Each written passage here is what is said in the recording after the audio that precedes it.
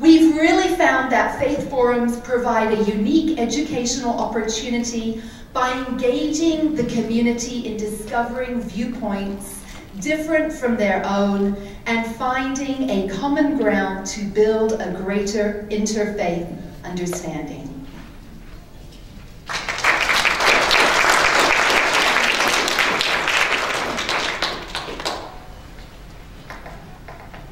Good morning. We are Leanne Basham. Many of you were greeted by that smiling face. Ann Taylor, Sue Lynn Steiner, and Kendra Clement. We're the AGREE team. AGREE stands for Arizona Golden Rule Education Experiences. Some of the funds from the license plate were mandated to be used for creating and distributing educational materials to Arizona's schools at no charge. So that's how we were able to do what we do. Now the next task was to determine just how to do this. Okay, how many of you need to stand up and have a little teeter-totter experience? Because in it, well, stand up. Just imagine yourself as a kid. How many of you ever climbed up on a seesaw or a teeter-totter just to find that magical golden spot where you could stand, balance? Because lean too far one way, lean people. And in our schoolrooms, you risk violating church and state regulations. Lean too far the other way. And you miss the opportunity to use educational materials to unite children with content and that principle that unites all of us in this room, the golden rule. So balance again, sway again, and then sit back down and listen. Okay. AGREE chose to develop these materials based on, as I said, all those versions of the golden rule. And by 4th grade, they learn all those versions of the golden rule. But basically, treat other people the way you would want to be treated, or to have the people or things you care about treated. That simple premise has guided the world and all of our different philosophies for thousands of years. We based our materials on that foundation, and then we realized we have another problem. Public schools have very little time during the school day to take anything, no matter how valuable, that cannot be measured and reported in essential areas: reading, writing, math, social studies. So we addressed those areas using something that everyone was familiar with, fables, and based our materials on that. Then we also created materials to supplement the area that gets cut the first and the deepest whenever budgets are tight, and that's always. Kendra, what's that? It's the arts. But you guys already knew that, didn't you? To cut the arts is to cut the heart of expression, wouldn't you say? Did you want me to say more? Well, I think they will have a chance to see more when they check our website. Absolutely, please check our website out. But we have original music, visual art activities that supplement for each of the grade levels. And we also offer one-day art camps where the children can actually experience the golden rule through wonderful mentors, wonderful guest artists, and we're having success with that. So that's offered at no cost to schools and students throughout Arizona. So let me see. Materials addressing academic areas. What? Materials supplementing what? The arts. The arts. And then we have the opportunity through our funding to reward students, teachers, and schools who submit materials that they've created and we accept into our materials. So there's another area. And then materials that can be used as springboards in future studies in faith-based schools. So everybody, is it easy to agree with this? Yes. Thank you.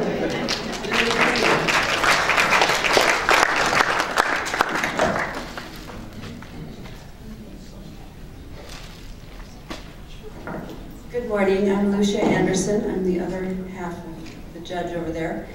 When the Arizona Interfaith Movement was established around 1999, the original members decided to use the words understanding, respect, and service to express the core values of our organization. One of the foremost demonstrations of service has been gathering to show support for faith groups coming under attack in the form of hate crimes.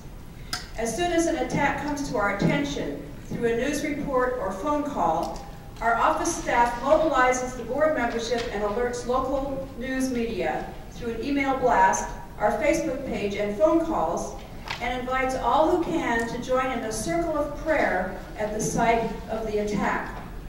Members of the victimized faith group are also invited to join the circle. Each participant in the circle shares a prayer in his or her own faith tradition, and usually a monetary donation is also given on behalf of the Arizona Interfaith Movement to the affected group. You've already heard how there was mobilization of support after the senseless murder of Rana's brother 4 days after 9/11 in 2001.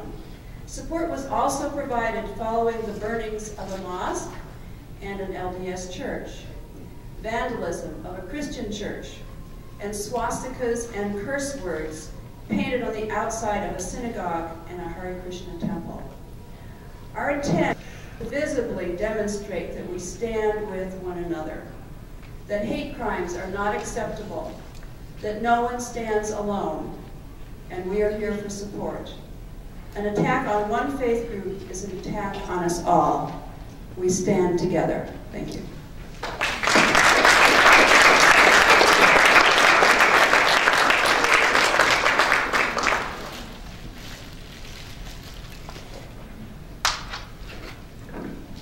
Good morning, everyone. Good morning. My friend Perry and I here represent the young adult leadership of Arizona Interfaith Movement, and both of us, everyone in Arizona Interfaith Movement is an adult, obviously, and Perry and I are young, and everyone else is young at heart. So the whole organization represents youth, but Perry and I in particular want to bring more programs to people in our peer group. And so when you're dealing with the youth and young adult aspects of any interfaith movement, it's very crucial to create a pipeline that starts early and allows students to continue their interfaith involvement from elementary school into middle school, high school, and then eventually college and university, and then after as young adults in whatever career they may be doing in their lives. And so the most important thing, Perry and I do a lot with the college students. The most important thing is that their interfaith activities be self-initiated and self-sustaining, right? These students need to feel that they have ownership of the programs, and they need to feel that they have ownership of their part of the movement. They don't want everything to come from the top down. They don't want to be told what to do. They want to develop their own ideas, and they want to see them implemented the best way they can. But the great thing is, with our Arizona universities and colleges, Arizona State University in particular has a group called Sun Devils Are Better Together. Sun Devils is the mascot of Arizona State University. So I know it's kind of ironic, it's not sacrilegious, it's just the mascot. And that group has been able to partner with Arizona Interfaith Movement for a variety of events and programs. And it's really great because the organization at ASU has over 100 students involved, and they've been able to grow to that capacity because of the support and the resources offered by Arizona Interfaith Movement. So by being able to be a partner to young adult groups that want to be doing this same work, we're able to create a coalition of people who have the same shared values. And of course, with Agree, we're able to bring the Golden Rule and interfaith shared values to elementary, middle school, and high school students. When they get to the college and university level, they need to start developing their own mission and their own vision to bring to their peer group. And the great thing about funding is that if you have an official registered student organization at a public or private university, those students can get funding through their student government at their school by requesting budgets through the appropriation cycles that these schools have. So they're actually able to fund their own programs and their own events just by coming up with ideas and then requesting the money from their university. And the last thing I'll say in terms of our model for interfaith work, what we like to do is we like to bring a diverse group of students together and then have them talk about their favorite books and their favorite movies and favorite TV shows and different classes that they've all taken, at one time or another, and subjects that they enjoy in school, and shared experiences that they've had as students. We want them to build relationships based on things that they have in common, and sometimes these are surface level things. But once they're able to start voicing their values and beliefs and engaging across lines of difference, if they've already established a relationship and a friendship, once they eventually discover these fundamental disagreements that we deal with in the interfaith movement, they're less likely to experience any sort of divisiveness or any sort of separation because they're already committed to a relationship that they've begun to establish. They're already committed to a friendship. They're already committed to an affinity they found for another person who comes from a different faith background. And so that's the model we use, and we're really excited to have shared this with all of you today, and we hope you'll keep checking out Arizona Interfaith Movement because there's lots more good stuff to come from us in the future. Thank you.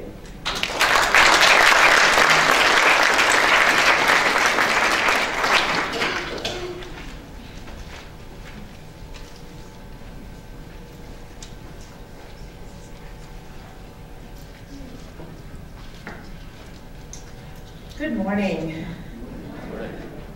So I'm Anita Rangaswamy, and I'm here today to share how we have used the interfaith organization, this interfaith organization, with the Speakers Bureau to effectively engage the various populations in Arizona. The annual banquet has been a great way to build connections and get these speakers that we've been talking about.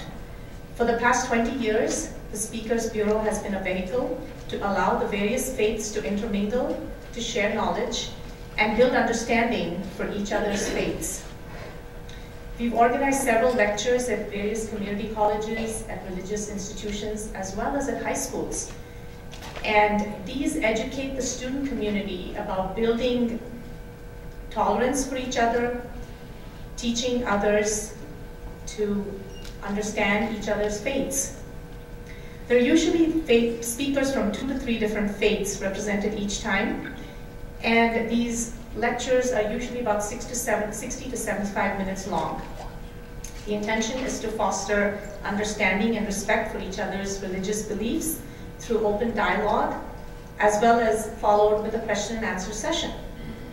So in 2014, we had the Here and Now radio talk show with Steve Goldstein. And this featured quite a few members of our interfaith group. The team shared Jewish, Hindu, and Christian faiths. And these were viewpoints on the role of religion in building community. Dr. Eppinger, who's here with us, and others have shared spiritual thoughts, as well on the Golden Rule, as well as on the Sunday morning show by Pat McMahon. We've also connected with the largest Rotary group in the state, and that led to a series of 6 lectures that were given, and this was very well received by the community. So we continue to maintain these relationships with community leaders of various faiths. And in fact, when there was a time when the Ethiopian Orthodox community was wanting to share some information, and we didn't have a board member on the interfaith community, the group, so we had a well-known community member come in from the outside to share some information and spread the word that they wanted to get out to the community. So here we have a picture of the interfaith group on National Prayer Day from 2014, where a group of us got together and said prayers from various faiths. And this was again well received. So to wrap up, the Speakers Bureau has also definitely helped to raise awareness within the community. And we hope with everything that you've learned today, we hope that you are able to take some of these learnings and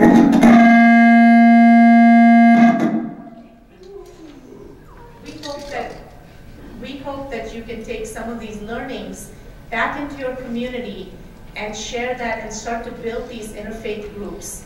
So I think that as we have more of these interfaith groups across the country and even across the globe, I think we will be moving towards that peace and harmony that we've all been talking about. But it's time to take some action now. Thank you.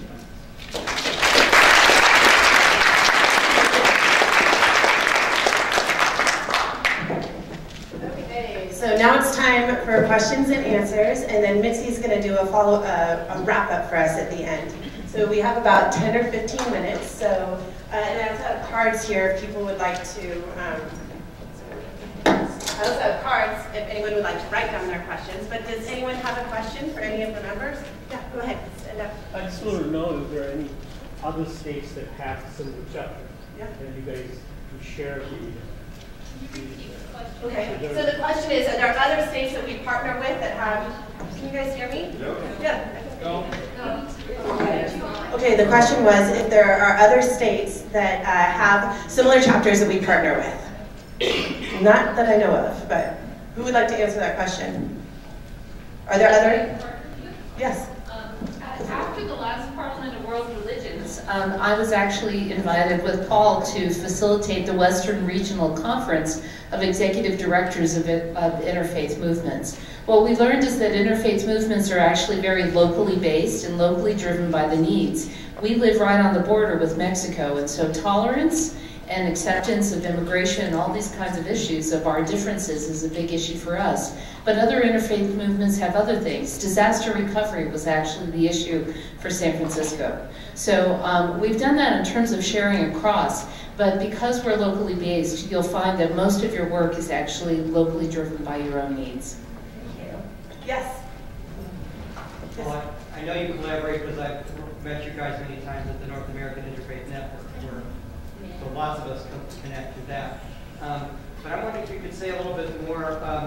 We're in the process of building something in Colorado, and I'm wondering if you could say something about what is your relationship with other faith-based organizations in Arizona? Do they buy, like, do they all buy? Are they members of your organization and you collaborate, or do they do their thing and you do yours? And can you say something about staffing and budget? Okay, I'd say our intention is definitely to partner and collaborate together, so we would definitely combine forces rather than compete. And then as regards to budget and funding. Do you do that? I mean, like, is the Interfaith Alliance a member of your group?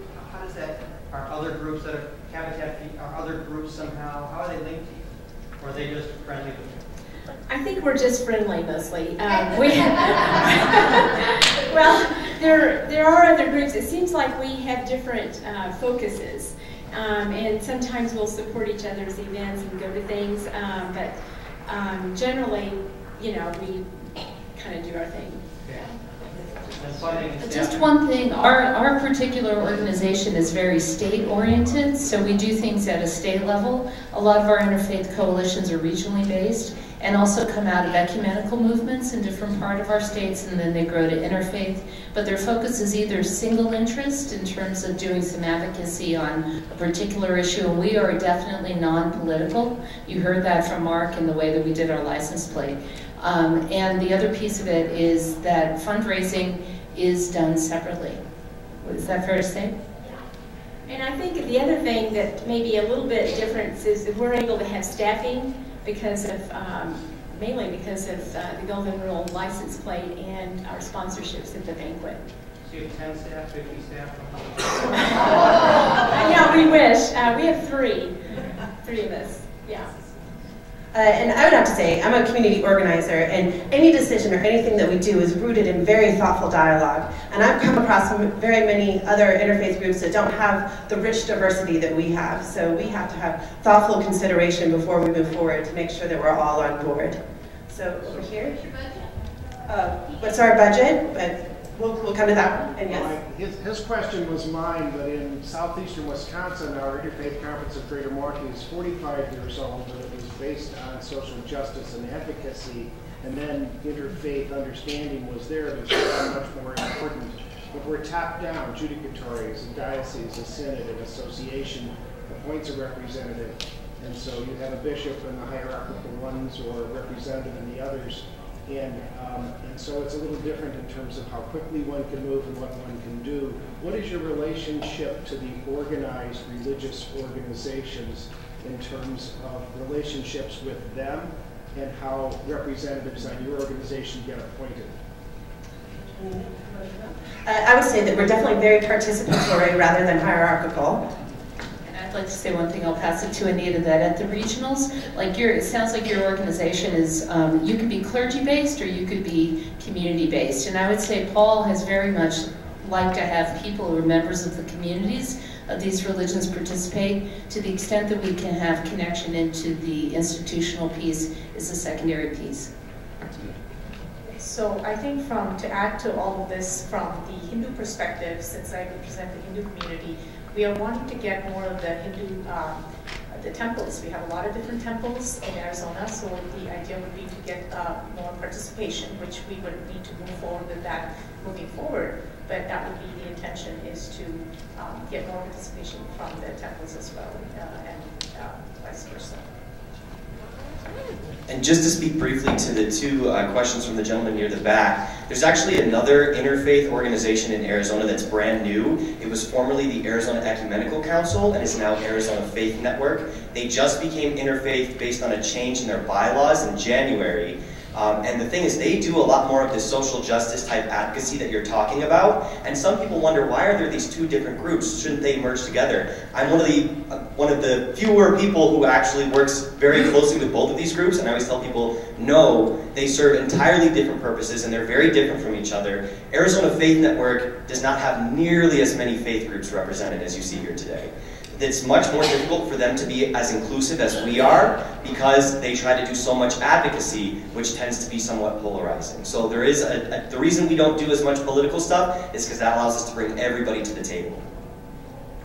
And one of the best ways that we've found of engaging the leaders and the representatives of faith groups, different faith groups that we might not even have on our board yet, is by inviting them to be a panelist at our Faith Forum, because it gives them an opportunity to shine, and it gives us an opportunity to showcase and highlight our organization. And then it might be a soft sell. It might be like, here, you've been a panelist, isn't that wonderful? Would you like to come to something else? Can we add you to our mailing list? How can we serve you? So we're very much about serving others as well.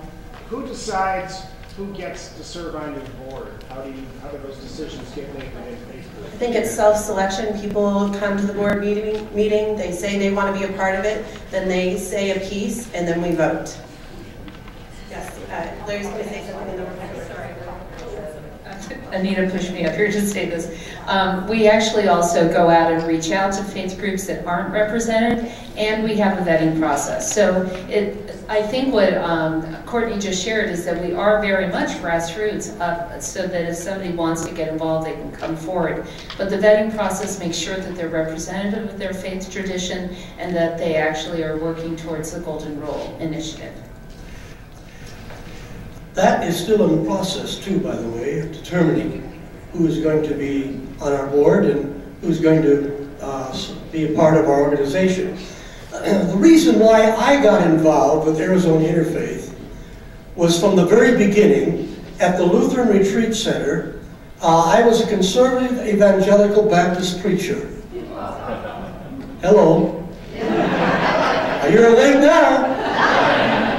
Amen. And I'm going to take an offering when this is over. So.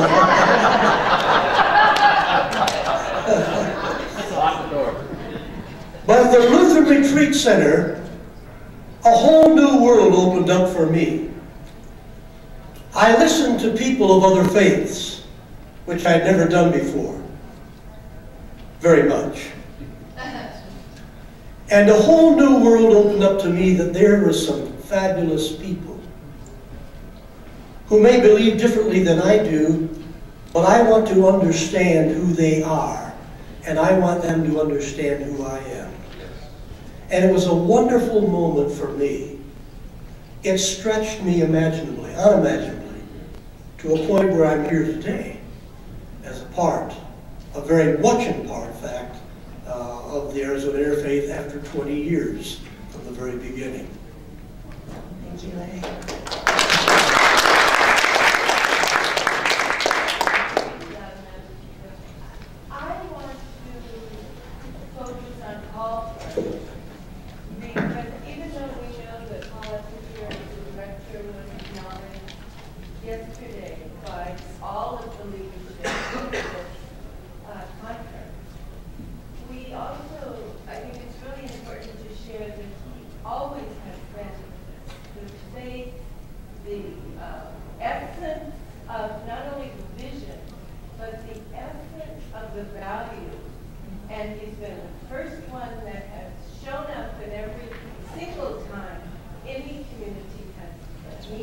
and he's brought them.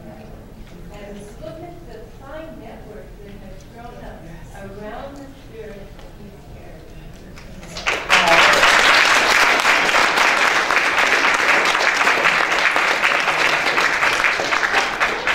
She was just talking about Paul Eppinger.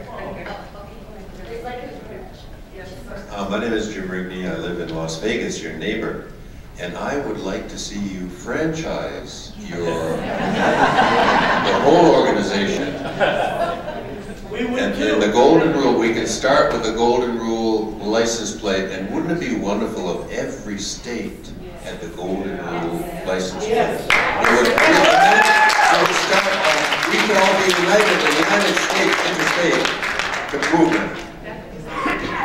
Okay, so we are moving to wrap up, but as you can see, we are very friendly. We would be very open to help any of you in the future. You can find us on our website. We still have 4 minutes.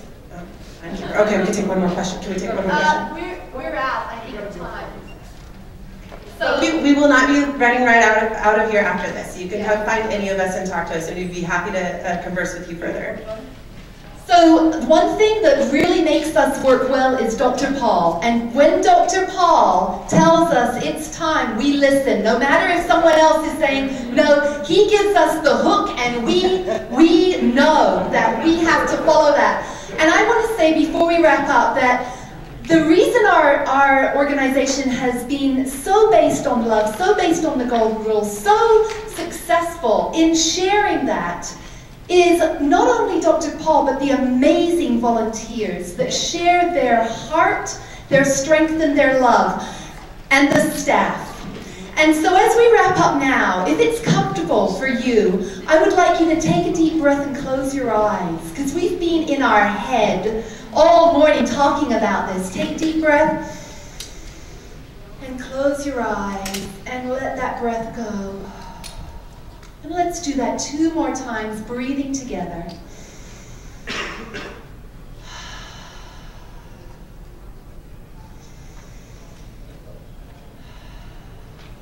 We simply breathe in love and let go of anything unlike love. And let's do that once more.